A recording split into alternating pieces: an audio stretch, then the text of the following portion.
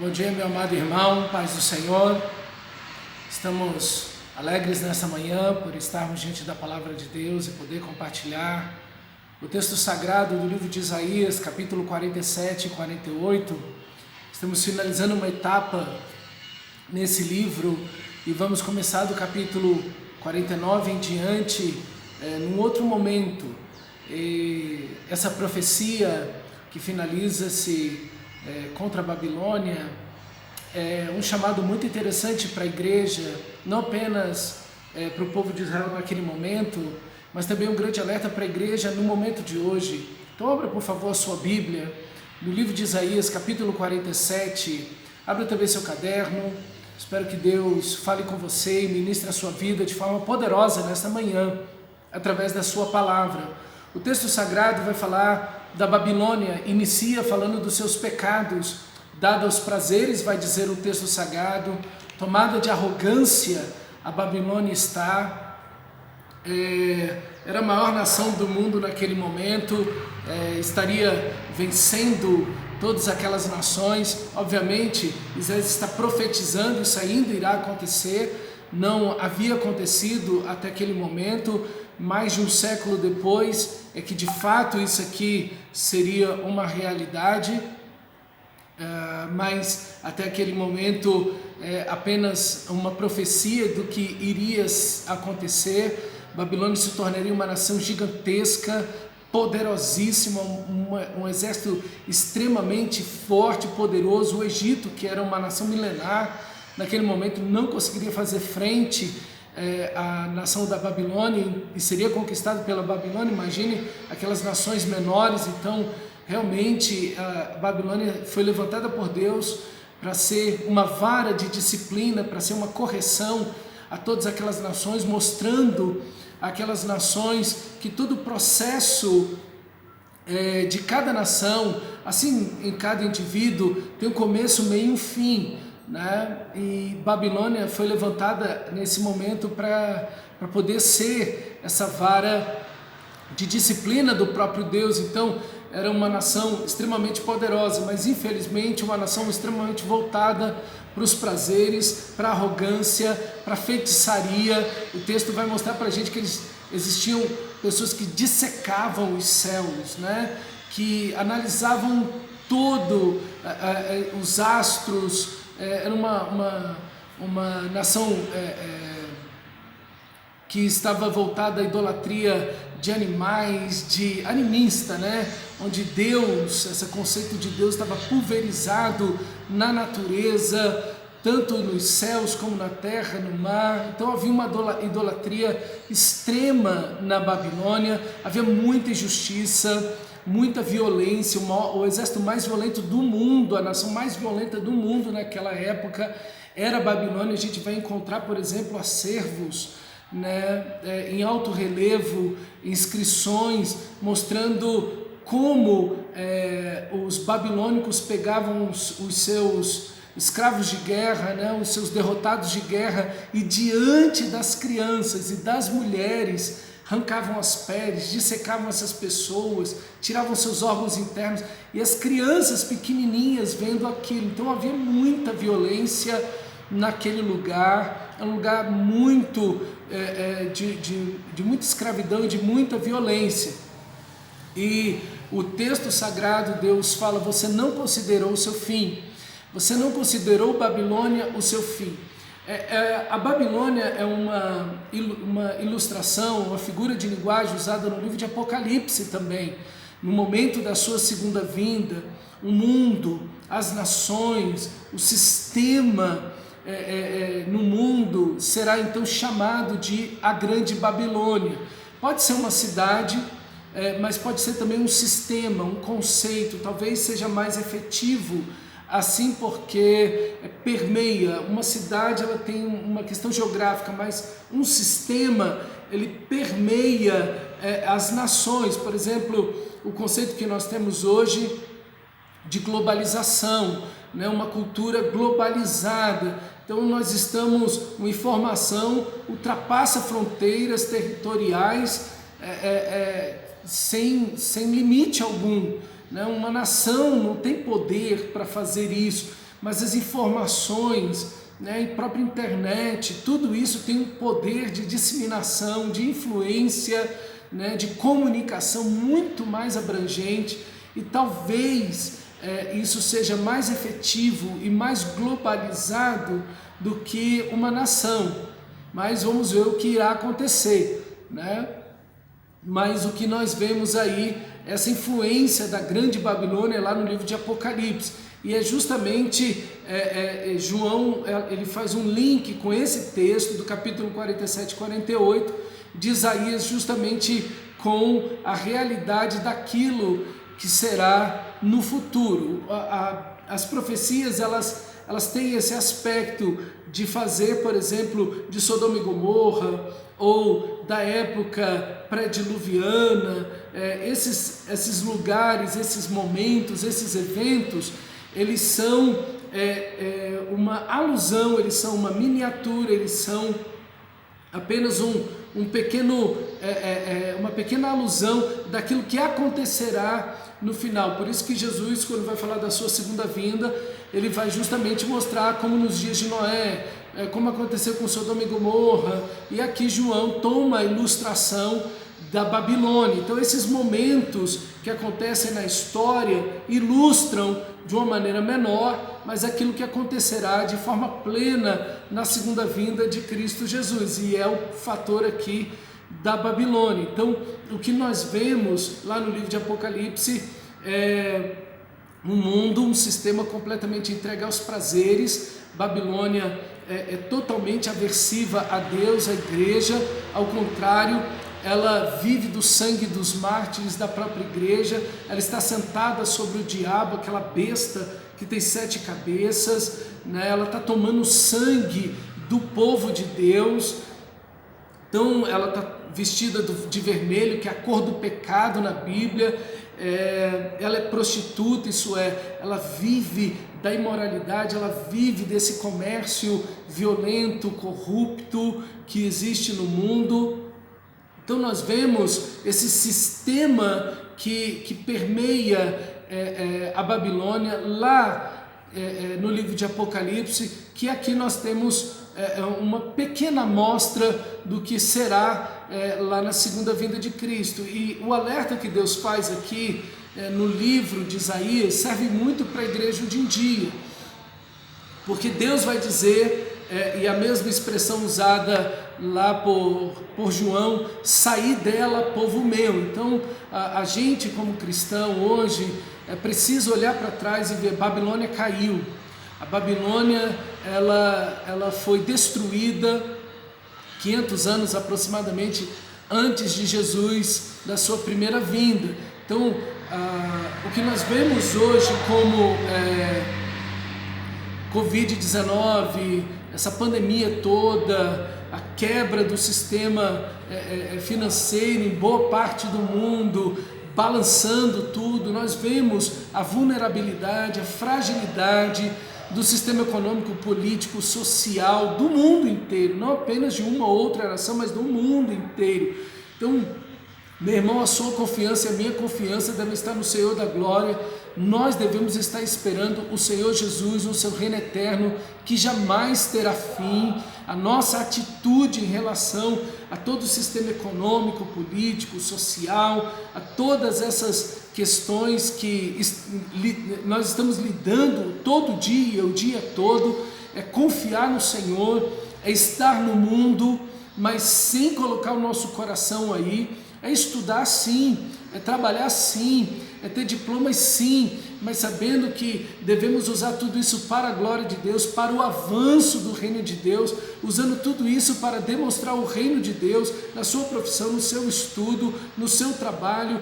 Você está ali para a glória de Deus e demonstrando o reino de Deus por meio de todos esses elementos que Deus está colocando na nossa mão, e que nós estamos aqui, precisamos dessas coisas, mas sem colocar o nosso coração nisso. O seu coração deve estar no Senhor, o seu coração não deve estar no seu trabalho, o seu coração não deve estar nos seus diplomas, no seu dinheiro, porque tudo isso vai passar. E uma das chamadas que o texto aqui sagrado faz para a Babilônia é que ela não considerou o seu fim. Ela não considerou, e a mesma ideia lá de Apocalipse, não considerou seu fim. Nada do que há aqui sobre essa terra é eterno, irmão. Sejam governos, sejam impérios, sejam reinos, seja dinheiro, saúde, trabalho, profissão, nada que temos aqui é eterno.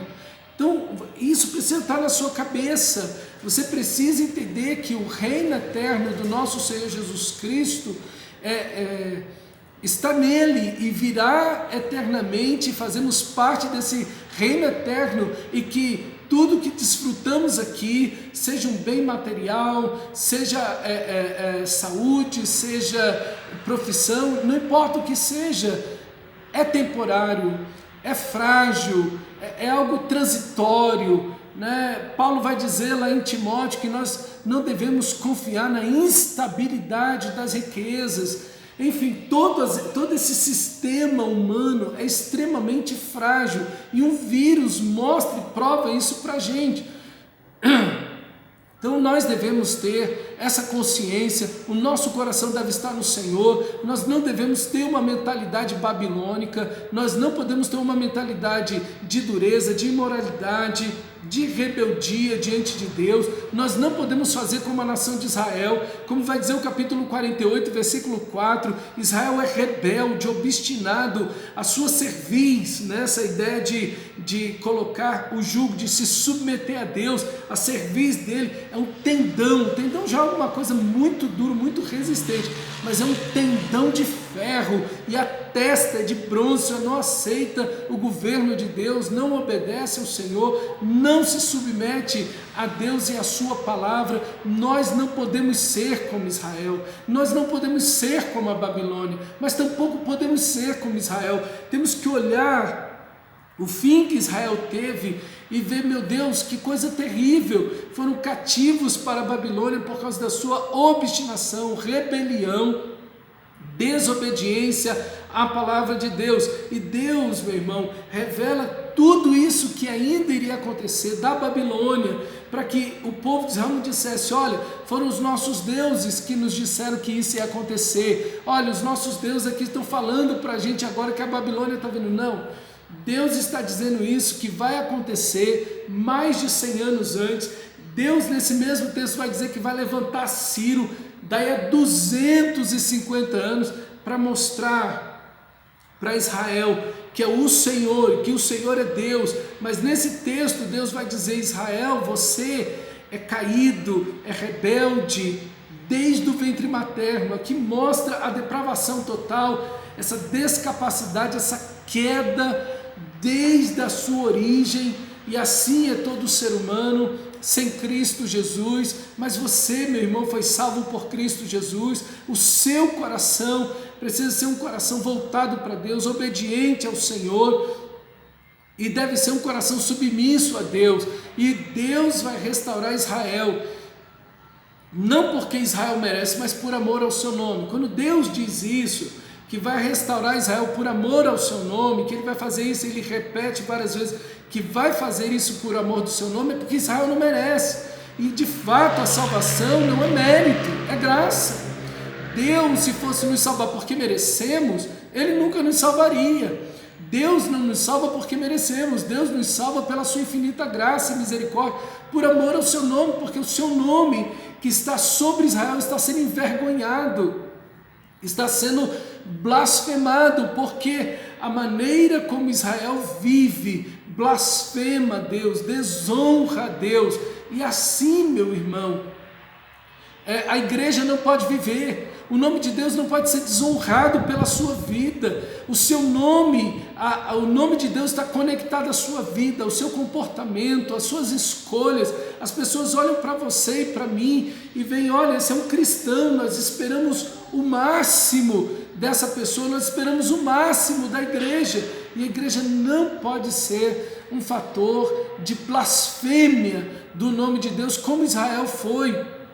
E Deus faria então essa salvação por amor ao seu nome. No capítulo 48, um chamado belíssimo, versículo 17, 48 e 17, diz assim o texto sagrado, e eu gostaria de terminar então com esse texto, essa meditação dessa manhã. Lembrando a você que o mundo, na segunda vinda de Cristo, estará como a Babilônia, corrompido, caído, completamente anticristo, anti-Deus. Satanás vai estar operando para levar esse mundo a uma rebelião contra Deus, mas o povo de Deus, o verdadeiro povo de Deus, estará ali firme diante do Senhor, pregando a palavra, vivendo para a glória de Deus. Muitos com certeza, e todos aqueles que são nominais, que são cristãos nominais, que têm apenas um título, vão estar completamente desviados do Senhor, seguindo a Babilônia, seguindo o curso dos seus próprios prazeres.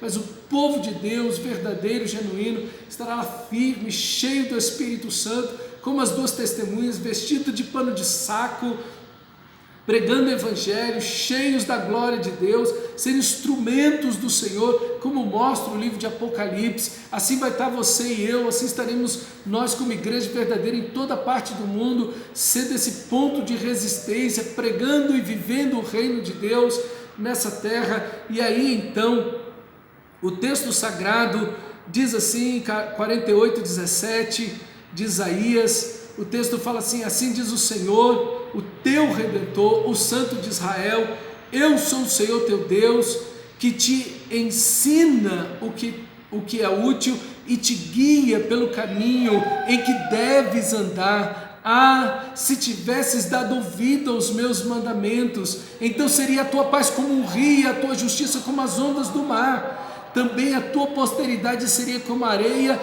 e os teus descendentes como os grãos de areia. O teu nome, o seu nome nunca seria eliminado, nem destruído de diante de mim.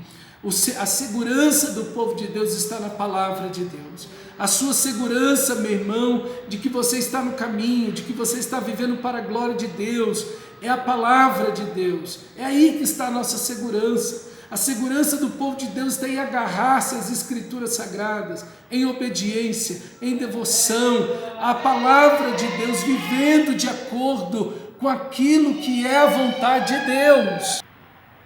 A segurança do povo de Deus está na palavra de Deus, não está em outra coisa. Então, mais do que nunca, conforme vai se aproximando esse momento da segunda vinda, mais ainda a igreja precisa agarrar-se à palavra de Deus em fidelidade, em obediência, meditando, memorizando, guardando a palavra de Deus no coração, para enfrentar esses momentos de grande desafio que se encontram agora, que nós estamos todos os dias, trabalho, escola, família, em todos os aspectos, em todos os lugares, enfrentando esses desafios. Nós precisamos nos agarrar à palavra de Deus para esse momento e ainda mais no futuro. As próximas gerações de cristãos precisam ser ainda mais profundos, poderosos, obedientes, fiéis à palavra de Deus. Nós precisamos seguir nesse caminho que é as Escrituras Sagradas. Se você tivesse dado ouvido aos meus mandamentos, seria a tua paz como um rio. A nossa paz, a nossa segurança, a nossa fidelidade deve estar na palavra de Deus. Meu irmão, que você permaneça firme nas Escrituras Sagradas, sabendo que é aí onde está não apenas a sua segurança, mas está a sua fidelidade, sabendo que você estará seguro, firme e sustentado e direcionado por Deus por meio da sua palavra. Que você permaneça, meu irmão, numa vida devocional e em cada área da sua vida, colocando cada área da sua vida de acordo com as Escrituras Sagradas, para a glória de Deus. Que Deus te abençoe, te fortaleça e que você continue firme nas Escrituras Sagradas, porque o reino do nosso Senhor virá e que Ele nos encontre fiéis a Ele, para a glória dEle. Deus te abençoe, meu irmão.